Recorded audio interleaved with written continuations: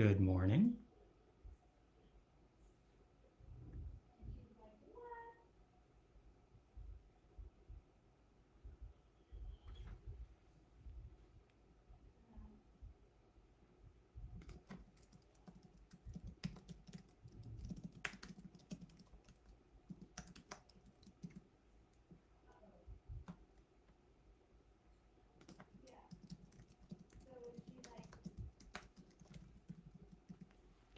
Just be a few moments before we get started.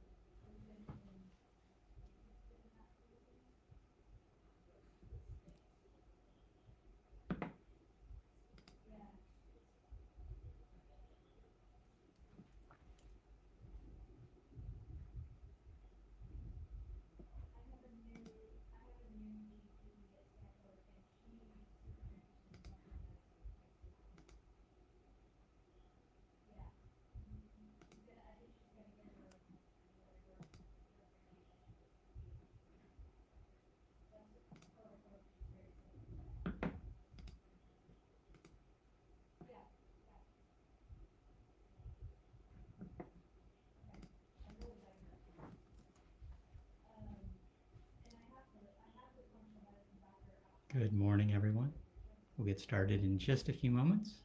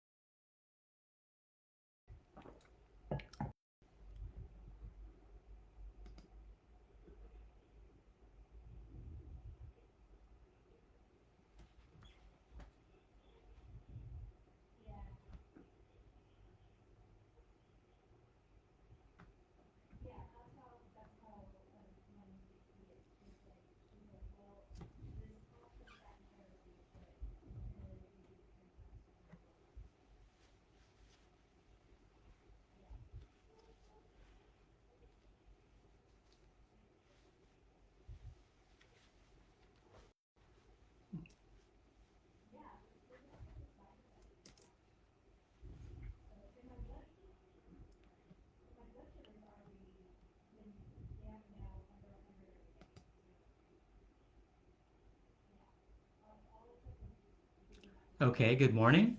I'm Sunnyvale Mayor Larry Klein. Thanks for joining me again this week. Welcome to March. This is the 51st installment of my weekly virtual office hour address. And people still say they appreciate these weekly meetings with their mayor, so I will continue to do them. And the live stream is really great because it allows me to give you a lot of updates, answer some of your questions, and just provide some general words of encouragement. So thanks for allowing me to continue to represent you, work for Sunnyvale during ever-changing times. I hope everyone's doing well, staying healthy. I hear a lot of people are starting to get their vaccines, so really, really happy to hear that we are starting to see things open up. But please remember to take care of yourself. These are difficult times for many of us. There's that general fatigue of staying at home. And as things start to open up, there's that general worry that people will start breaking their bubbles a little sooner than they should. But, definitely we are starting to see, continue to see positive results of the vaccines and people, following the mask mandate, and the number of new cases continues to fall. So it's really positive from that standpoint. But do your part, follow the county health orders, stop the spread of the virus however you can. Wash your hands, don't touch your face, you know, continue to reduce the number of people that you come in contact with on a daily basis, on a weekly basis, and of course remember to wear your mask. You could be a carrier of the virus, or someone that you meet could be a carrier of the virus and be asymptomatic, not showing any symptoms. And that's one of the best things you can do. And doubling up masks is even better. We've now reached 354 days, almost a year, after the March 16th um, county health order started the shelter in place.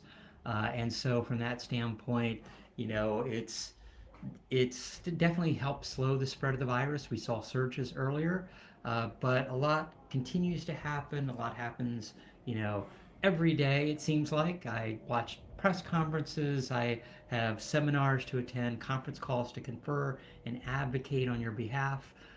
But things are looking a little bit better. So let's go ahead and talk about what's happened at the federal, state, county, and city level over the last 2 weeks. It's been a pretty busy 2 weeks. Last week, beginning of the week, Governor Newsom, and he's been having, I'll say, almost daily press conferences lately, on his kind of vaccination press tour. But last week, he basically announced that the legislature and he had been working on a plan to open K through 12 schools, and that they would be coming back later. As far as what the final agreement was, the governor also gave details on the new vaccine set aside for teachers. So that's part of that is making sure that our teachers get vaccinated. And so starting March 1st, which was this past Monday, the state will set aside 10% of first doses for teachers, and that's about approximately 75,000 doses a week. And then the governor hopes to vaccinate all the teachers by the end of March. We'll see if we actually make that date, but that was the governor's goal. Last Monday was also the county health officials basically said that they're going to allow a broader range of outdoor activities effective last Friday. And so it's more following the state guidelines. So, youth sports, performing arts, other activities can now occur outdoors. And so ultimately it's better aligning the county with the state as far as pretty much all the different items. And then last Tuesday, Governor Newsom signed the $7.6 billion coronavirus relief package. And so that's $600 one-time payments to about 5.7 million Californians, but also more importantly, it provided $2 billion in grants to our struggling small businesses, and then did some fee and tax benefits to those businesses also. Last Tuesday, council met, and it was a long meeting. We have a good number of those during the year. We went about until 1 a.m., but we started with a special order of the day declaring March as Women's History Month. So we're now in March, and there's actually several special orders of the day that we'll be announcing later this month. But that was good because we had someone from the Sunnyvale Historical Society and Heritage Park Museum show up to talk about kind of some of the iconic women from Sunnyvale's past, Edwina Benner, Ida Trubstein. And so definitely, hopefully the museum will be opening up sometime later this spring, and you can go learn more about Sunnyvale's history there. Council also awarded our franchise for the collection of solid waste, recyclables, and organic materials to Specialty Waste, and that's a 15-year contract and that'll start doing food cycle multifamily. It covers a lot of the new SB 1383 requirements as far as um, uh, dealing with food and making sure that it's one thing not even going into waste, but trying to divert it as early as possible into um, uh, if it's reusable food, divert it as early as possible so that it can go to people that actually need food. So that's one of the positive things. We also spent a lot of time uh, going through the redistricting ordinance. So this is the whole thing. We divided the city into 6 districts last year and had our first district elections. But now we had our 2020 census, and we'll be getting that data back later this year, closer to the fall. But we need to then redistrict those 6 districts, the boundaries of those 6 districts according to our new census data. And so the new redistricting committee set up by ordinance will have 7 committee members and 6 alternates, and we'll be reviewing the final wording of that ordinance at our next 2 meetings in March. And then we also, that evening, basically authorized the city manager to enter into agreement with our city forest, and this is for planting trees on homeowners' private property, and so we'll be kicking that program off later this spring. But what it is residents pay $50. They go through a certain amount of education, and then our city forest, which is a nonprofit in San Jose, comes and ultimately plants a tree and shows the residents how to take care of it. So it's a pilot program, but I think it's a great opportunity to get more trees planted in our communities. So that'll be rolling out later this year. And then last Wednesday, California became the first state to surpass 50,000 deaths related to coronavirus. So, even though our numbers and rates are going down, we still have passed a pretty sombering, milestone. So that was, and we're still seeing, the good thing is we're seeing less rates, less hospitalizations, less deaths, but it is still affecting our communities. Last Wednesday, San Mateo County as well as Marin also moved from the red tier, much like we did this week. And one of the things that will allow is restaurants to open to 25% capacity, retail, some malls to open to 50% capacity. And we'll talk a little bit about the red tier a little bit later. And then last Thursday, council had their all-day study session. It's only been a week. It seems like ages ago, but it was the study issue and budget issue workshop. And so we went through the 28 study issues that had been proposed either from council, from residents, from our boards and commissions, and we ranked them. And ultimately we did, because of looking, the meeting started out with kind of where we stand from a fiscal standpoint, and we're stable but not looking great. And a lot of this is the bandwidth of current staff and trying to figure out what the study issue process are new ideas, new directions, new things to study to see if we want to change policies, to start new programs. And so definitely council was fairly ruthless. We deferred or dropped the majority of those issues, and we ended up ranking 13 issues at the end of the day for different departments. And so the city manager will then go back and deal with those departments, directors, and figuring out whether or not they can be funded in the next fiscal year. So that'll come back in our May budget workshop, and then we'll figure out from a council standpoint whether or not to add additional dollars, whether or not these need to be raised in priority as far as that's concerned. Last Thursday, the county health also updated its health order relaxing outdoor gatherings and youth activities. And so this was basically in preparation for moving to the red tier. And so, it's the state guidelines for youth and adult recreational activities are basically now supersede all of our indoor ones. Day camps. What we've done over the last year is, from a county standpoint, is to find a lot of operation of here's all of our restrictions, here's what's required from a county standpoint, and what we ultimately did then was restrict it, and kind of what they did last week was remove those restrictions as much as possible and go with following the state guidelines for the different tiers: the purple tier, the red tier, the orange and yellow tier.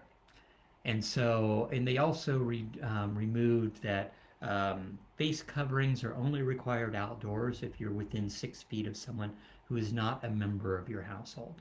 So that was one of the things.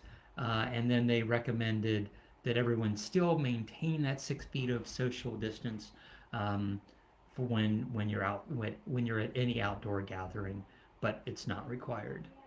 And then on Monday, Governor Newsom basically announced that he and state legislatures had struck a deal on Sunday that would push school districts to open classrooms to our youngest students by the end of March. And this was a $6.6 billion school reopening agreement with the legislature.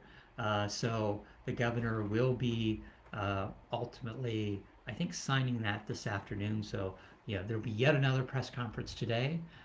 It stopped short of kind of new requirements regarding vaccines and collective bargaining. It doesn't require schools to open, but it offers financial incentives for those that do. And so I think it's about $2 billion. It's about $2 billion in grants to schools that open, kindergarten through second grade by the end of March.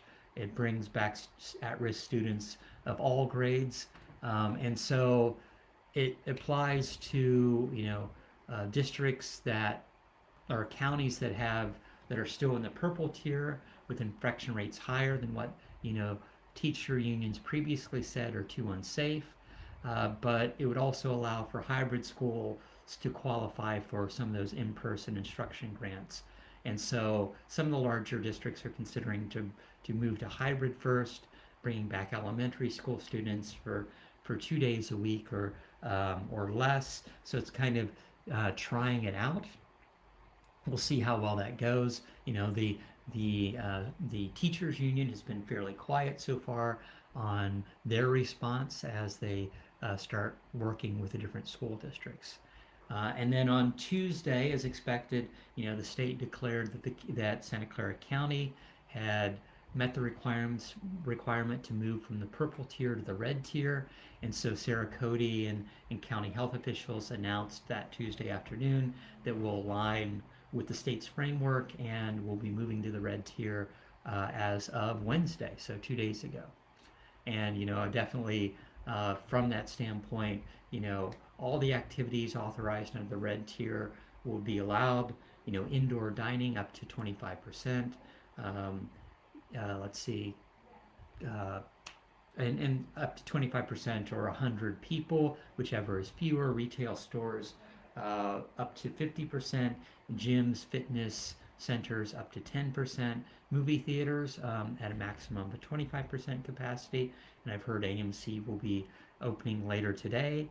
Zoos, museums, aquariums up to 25% capacity. All the sector activity specific local directives will no longer be in effect, and the mandatory directive on travel will no longer be in effect. So the mandatory all the mandatory directives on what you need to do when you go beyond a certain distance out of the county is no longer in effect. And then on Tuesday evening, council had a special meeting, and it wasn't a council meeting this time.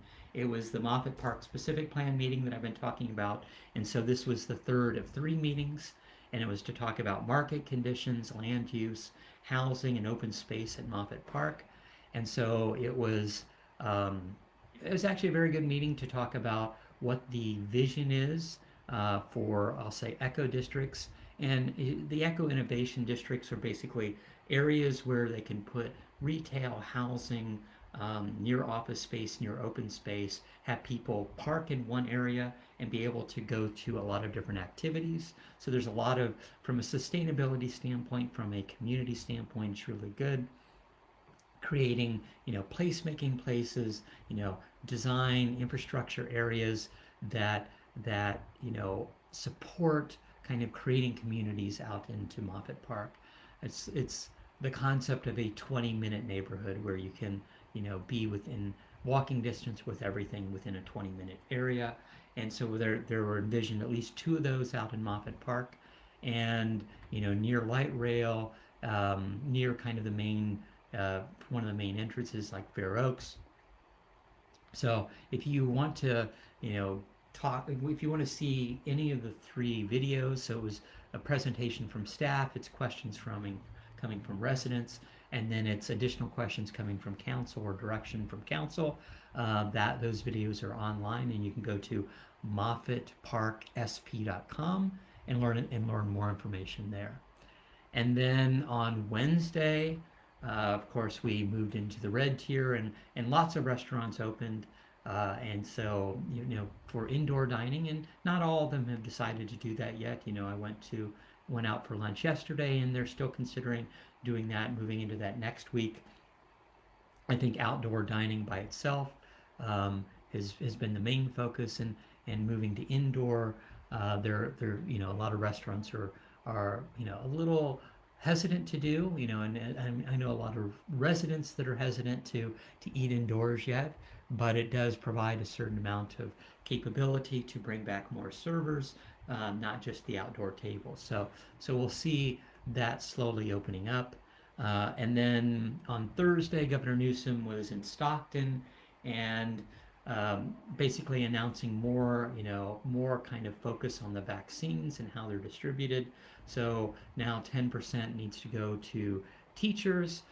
What the governor basically laid out is, because COVID has really hit different areas of our community disproportionately, and so it's kind of shown a lot of inequities, and so from the state plan, the governor plans to set aside 40% of the state vaccine doses for people in neighborhoods that are most vulnerable to impacts from the pandemic. So, definitely we've seen a lot of cases in East San Jose, in South County, and so the governor is basically saying in the 40 most vulnerable zip codes that overlap with neighborhoods that have higher population of blacks, Latinos, Asians, that Pacific Islanders that have really been most hit by COVID. The plan is to make sure that they get a focus. Those neighborhoods get a focus for getting the vaccine. And so I'm not sure how well this will roll out, because now we're talking about 50% of the vaccines are going to be focused in these areas. Between 10% to teachers and 40%. There aren't enough vaccines to go around, and so I know that we were going to have a vaccine site here in Sunnyvale upcoming next week, but there just aren't enough vaccines, and so that's been postponed. Hopefully, we'll have an announcement next week on a potential vaccine site.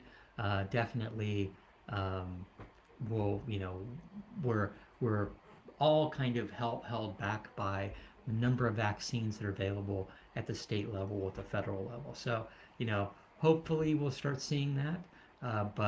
And that was one of the things we were going to have a testing site at Columbia Center, Columbia Neighborhood Center.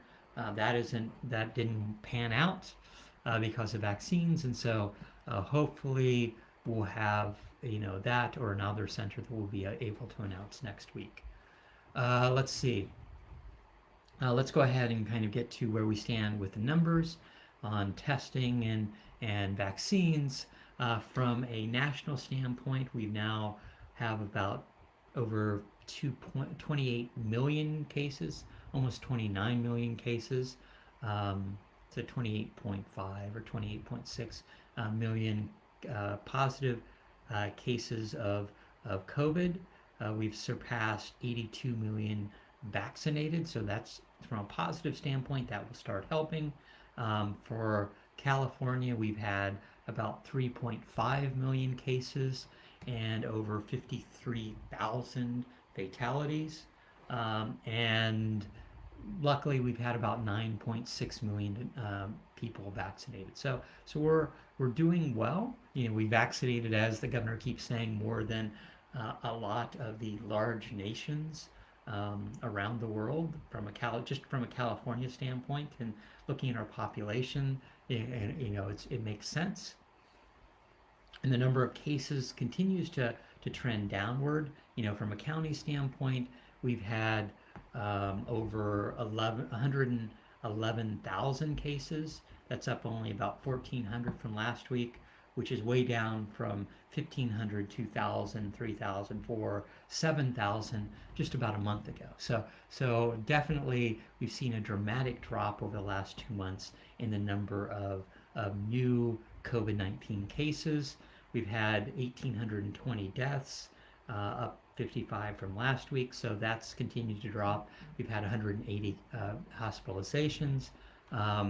We currently have 180 hospitalizations, but that's down from 200, 300, 400, 500 just about a month ago. So overall, all this is looking very positive. By the numbers, San Jose still is the big location where the most cases have happened over the last, within our county. So they've had 73,000 cases. That's only about 1,000 more than last week. And so that's dropped from 5,000 about a month and a half ago. Sunnyvale has had 5,145 COVID-19 cases. That's up 60 since just a week ago. Yeah, so 60 a week ago, but that's down from several hundred, or 100 about a month ago, and 200 about 2 months ago. And so, for me, I continue to advocate on your behalf at a lot of different levels. At the federal level, that we've actually seen some progress. The House did pass the $1.9 trillion stimulus bill. It's now going through the Senate. They might be voting on that today, but it's currently being discussed. But that would provide Americans with another direct payment of a $1,400 payment, and of course it would extend unemployment benefits through August.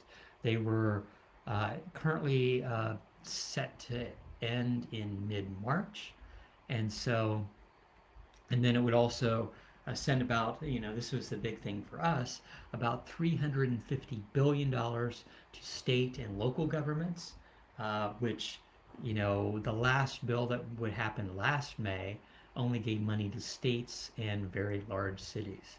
And so from that standpoint, it will actually help our budget as we continue to plan. It's a one-time payment, but it would help defer some of the cost and some of the lost revenue that we've seen over the last year.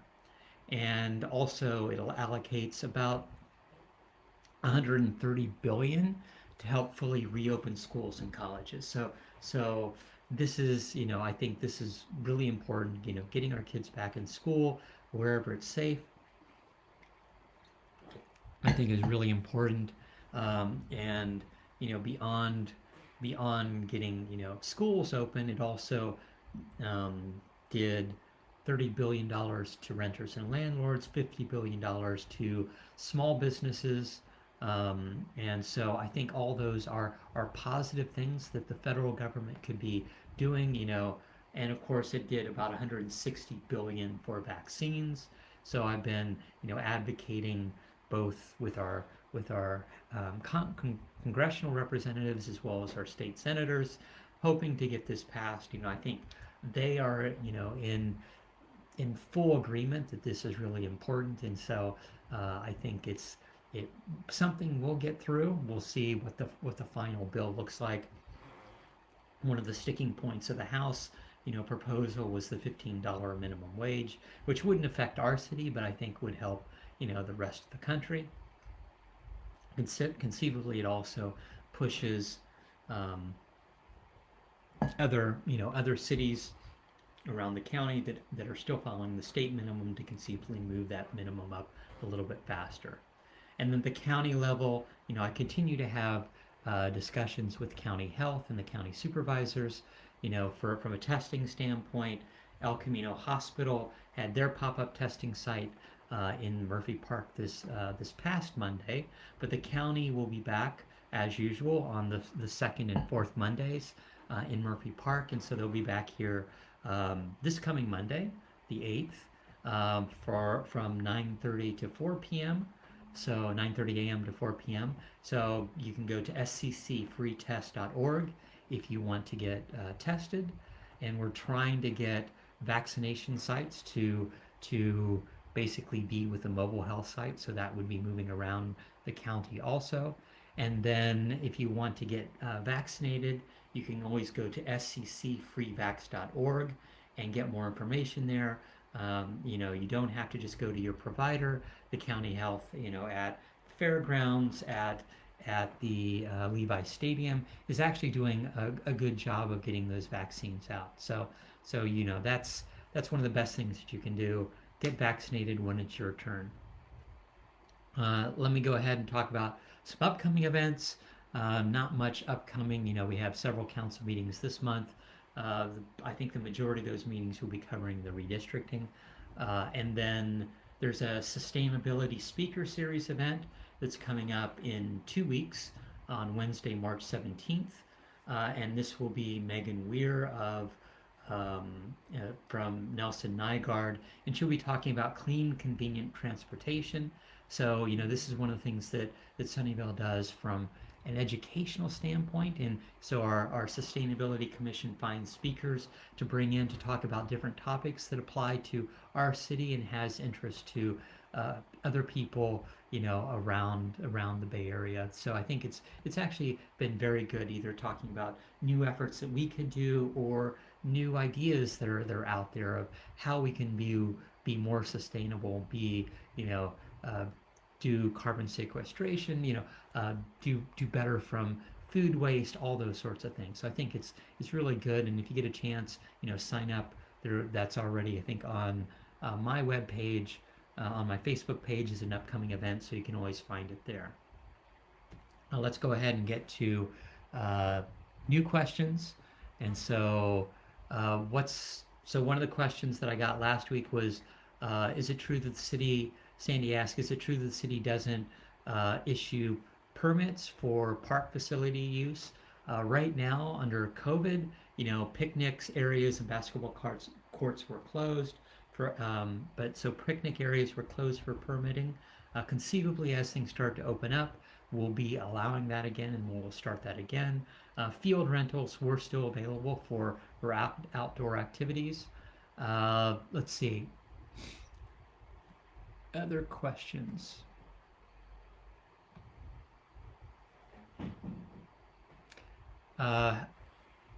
Garrick asked, how come most of Sunnyvale schools are opening yet Lakewood is staying virtual? So this is all by the school boards, and so they're currently evaluating on a school by school basis. Some of the private schools have already opened, but definitely trying to open each school for hybrid is one of the school board's main focus. And it's trying to deal with the logistics of that hybrid learning, whether or not how many people come in, are in. And I think this applies not to all the elementaries, but I don't think Lakewood's the only one that's been only virtual to this point.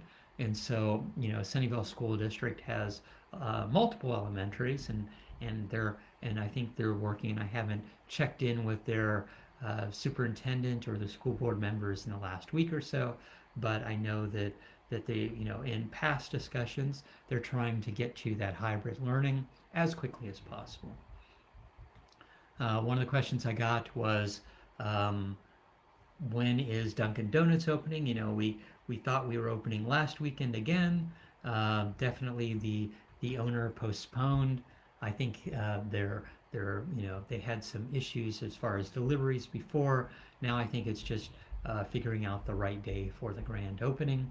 So hopefully this weekend. I keep checking in, but our director of economic development still doesn't have a date from the owner on when that would actually open up. Um, Garrick asked, is there any data on how many vaccines are prepared and then need to be dumped, wasted because people do not show up for appointments? We've been hearing that, they're calling people off the street to come and get vaccines so it doesn't get wasted. I've heard some of those stories, but, that came up during our during our county weekly county call last Saturday. Definitely, county health has said it's a very, very small number from the number of vaccines that ultimately they've created kind of a waiting list of people. There haven't been that many no-shows, and the vaccines aren't, there've been a few dropped vials, so lost that way, but in the grand scheme of the number of people that we're vaccinating on a daily basis, it's a very small number that that are conceivably have had to been that have been wasted. So definitely the county health is making sure that we get as many doses out there as possible, and they're between teachers and other portions of the community, and we keep we've added right now the number of people that are available or everybody over 65 and all the frontline workers, teachers now, as of February 28th, the number of people that are eligible to get vaccinated is very high, and so there haven't been, as far as I know, any issues as far as people vaccines having to go to waste recently. Jessica asked, what's the status of renovating City Hall Community Center? When can we expect the first areas to be complete? I see a lot of construction going on now. So yeah, definitely we've seen a lot of efforts going on at the Civic Center. So let me keep that in mind right now. It's a lot of the efforts are moving trees. So one of the things the new City Hall, the Civic Center Phase 1 modernization, which is going on now, has two efforts. The first effort is an addition onto the existing DPS building. So the DPS parking lot is now closed, and they're building a two-story structure adjoining the current DPS building, and that ultimately has two things. It'll have new meeting rooms at the ground level, and then from the second level there'll be a new emergency operations center. So that's at the DPS building. DPS is still open if you need to go and report an issue, turn in, lost and found. They're still open. There's a sidewalk that's open next to the fenced-in area where they're doing actual construction. And then in front of the City Hall is where the new City Hall will be built. It's a new 4-story structure, and ultimately that will take the place of the old City Hall. The people, the staff that are working in basically the outdoor facilities, or basically the areas behind, so the south annex. And so you have the annex, the City Hall annex, the City Hall, the people that are working in the trailers, and then you also all have the Nova buildings and kind of the other buildings across the street. All that will be moved into the new City Hall.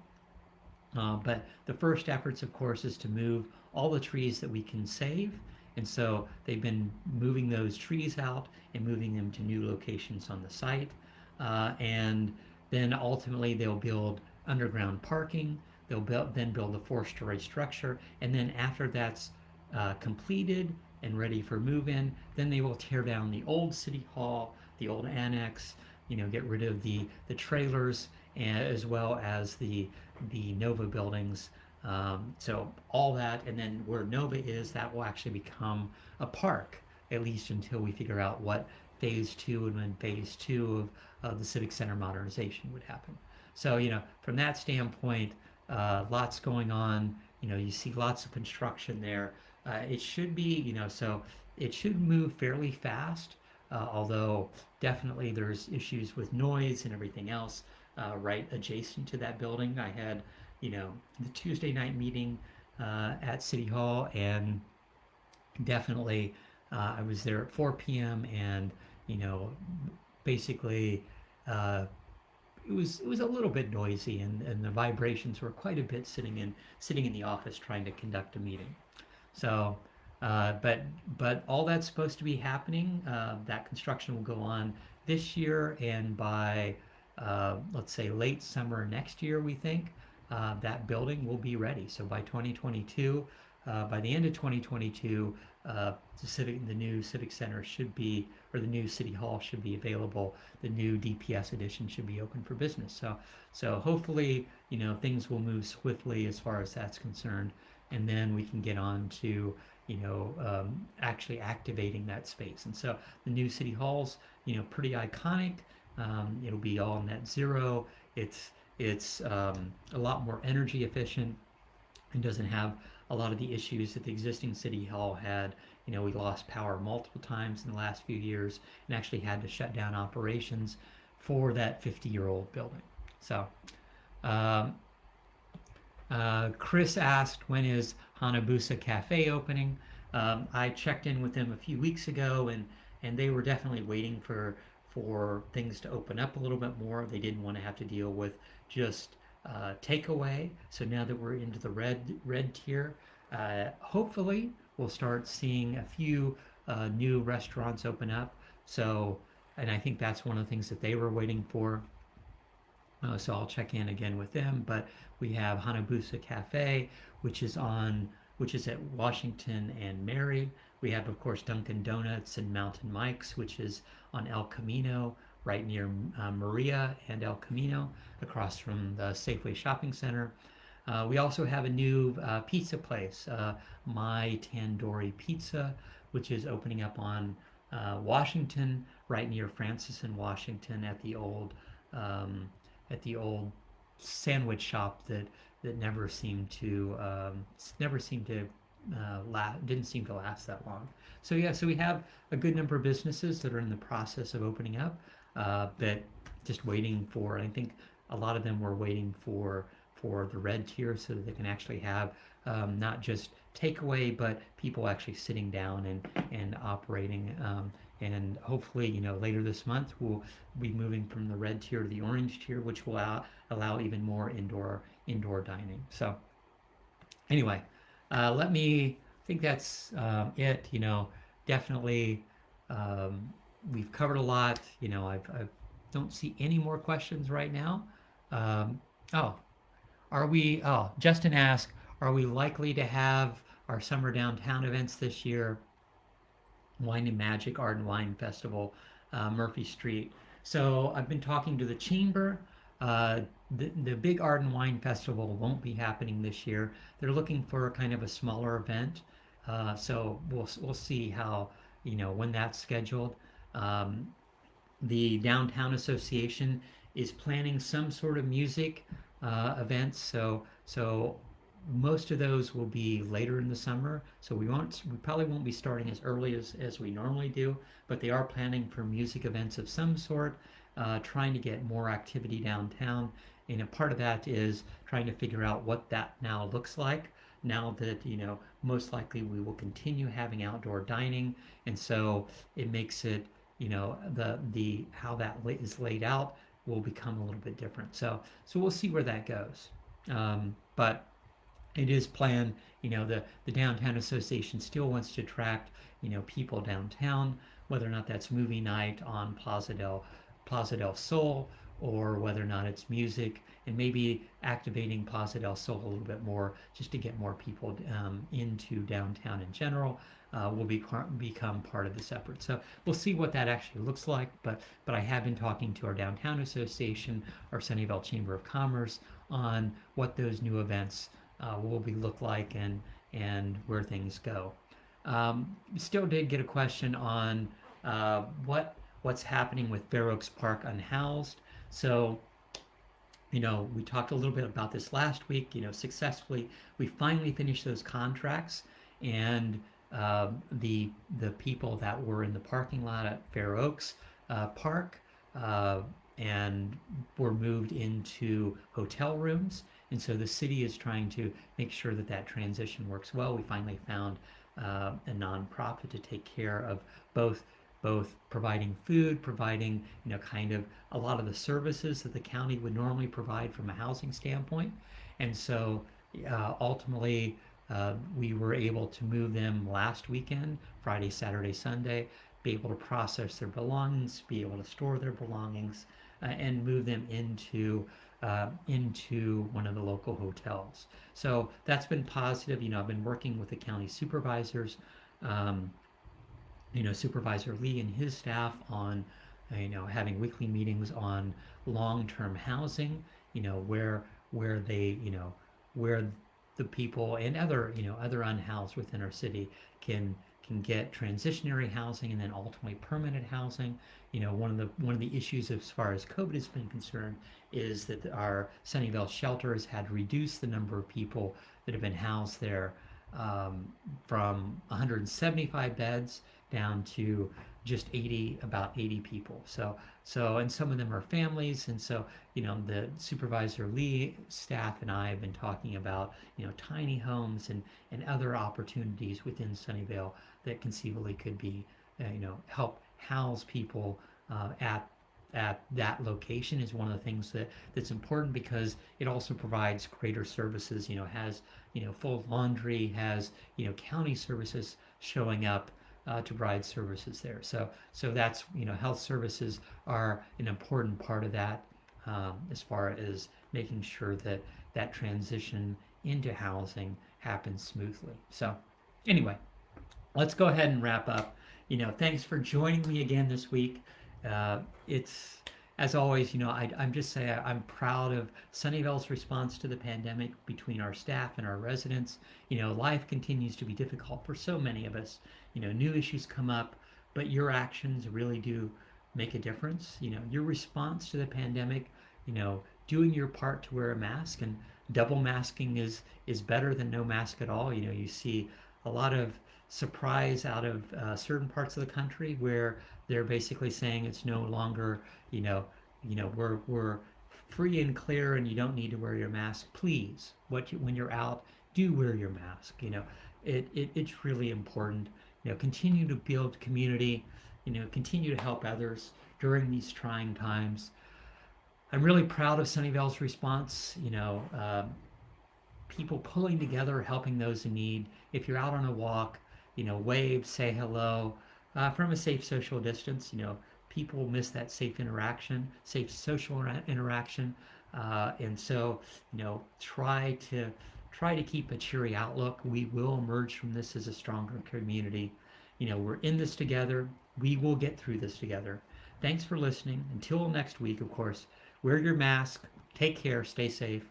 I'll see you next week. Goodbye.